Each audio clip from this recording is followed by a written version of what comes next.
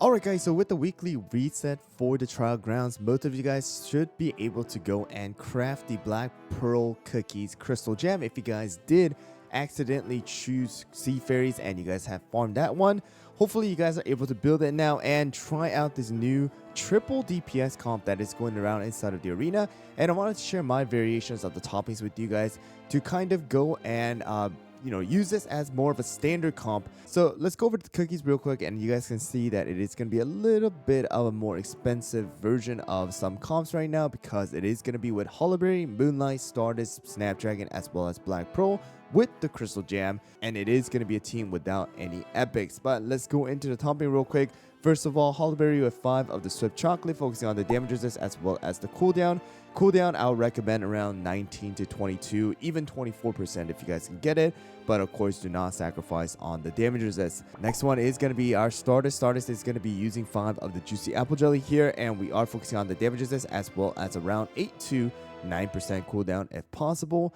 And definitely this is going to be a little bit different because Stardust is going to have that 4-second start this time around instead of a 3-second start that we normally have. Next one is going to be Moonlight. Moonlight is also using a 5 of the Swift Chocolate here, but we are going with a 4-second start instead of a 3-second start, having less than 17.3% cooldown as well as damage resist. And then another substat that does help out in the tide of the battle is going to be the debuff resist, because debuff resist will allow your Moonlight to get out of the the CCs or crowd control like sleep as well as the water cage a little bit faster here. And then we have our Black Pearl, 5 of the Swift Chocolate, focusing on damage resist as well as cooldown, at least 17.3% in order for Black Pearl to have a 3-second start, and we are having extra attack and crit if possible. And the last one is going to be our Snapdragon. Snapdragon is using 5 of the Swift Chocolate as well, and we are focusing on the cooldown, no damage resist, because Snapdragon is a safeguarded cookie. And also, if you guys do not have Snapdragon, I've seen a variation where you guys do use something like Parfait with the Magic Candy as well. And that will also use full on Swift Chocolate. But you guys can see, right, the treasures are going to be the scroll as well as the whistle and the jelly watch. And the whistle is going on to Black Pearl as well as Moonlight. And the Crystal Jam level on HyRool's account, because I am showcasing this on HyRool, you can see that the promotions are a lot less than what it will be on my main account. And the Crystal Jam, again, is going to be at level 6 right now. So the damage resist bypass, the reason why it's so good is because you don't need it at plus 10 or anything like that. You just need to go and have it. So let's go into the arena. Let me show you guys this team in action. And normally I do verse most of the comps right now. That is not going to be a T-Knight insignia with this particular comp. So let's go and see how well this comp does. Alright guys, so we have a 2-2-1 comp right over here as well. So let's go. Alright guys, so here we go. And you're going to be able to see that this team is going to do pretty well in dodging most of the skills on the enemy side. Especially if they are using a 3-second start on the Stardust as well as Moonlight. This time around, it seems like the enemy Stardust and Moonlight are using a 4-second start on both of them.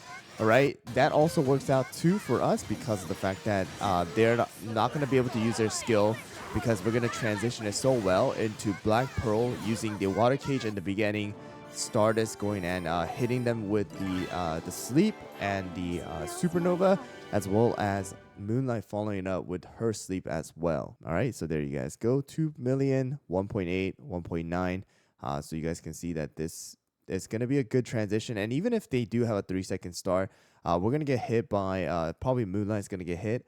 But Moonlight, it has that debuff resist to quickly kind of get out of it, and then also use this skill as well before the enemy's skill comes in. All right, guys, so here we go. Another one, 2-2-1 here. Let's go. And it seems like this time around they are using a Black Pearl as well as a Stardust comp here, and it does have a 3-second start on the Black Pearl on the enemy team. We were able to get out of the water cage and use Moonlight's skill right after. All right. Black Pearl on the enemy team side seems dead here because of the amount of burst damage we were able to do. All right. And here goes our Stardust again. The Black Pearl should be able to use skill at that 1-minute mark. And boom, extra damage. And there you go. All right. So I will have to say this team exceptionally does well against most of the comps that have one healer. All right. Because of the amount of damage that you're able to do, they cannot out heal. All right. So most of the comps against a single healer, this comp does really well. I would say it does lose sometimes to a double healer, but again, to most one healer comps, this comp is super strong, especially with the transition that we have with our cookies. Alright guys, so this comp does work most of the times against the T-Knight comps as well, as long as you do the rare scroll, as well as they do not have the insignia. So here we go. Alright guys, so the reason why this comp does work against T-Knights is because of the fact that you're able to kill off the T-Knight before T-Knight is actually able to do anything, because of the amount of burst damage that we have on our cookies, especially once Stardust is aiming at T-Knight, because T-Knight is the highest attacking cookie. Then T-Knight is most likely going to die before that, or around that 1 minute mark, before, you know, he takes advantage of all of the stacks. All right, and here we go. That at that 1 minute mark, literally everybody exploded.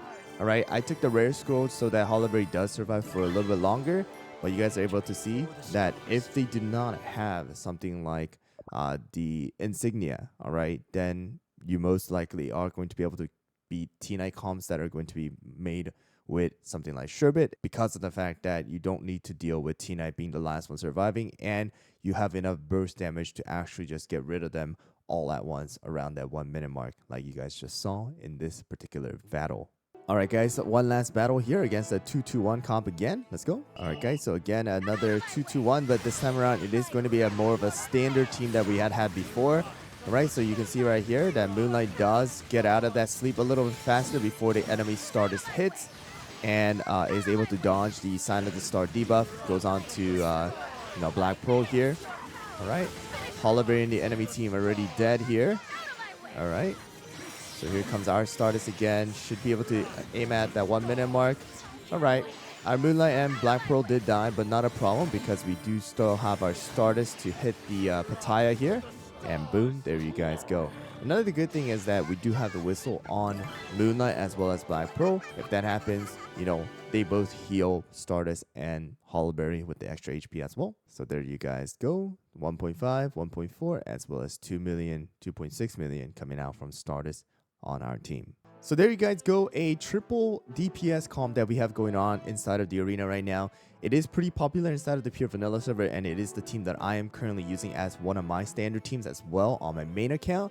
And the topping settings are very similar on my main account as well, except for the fact that the damage resist is going to be a little bit higher, and of course the promotion and ascensions are going to be higher on my main account as well.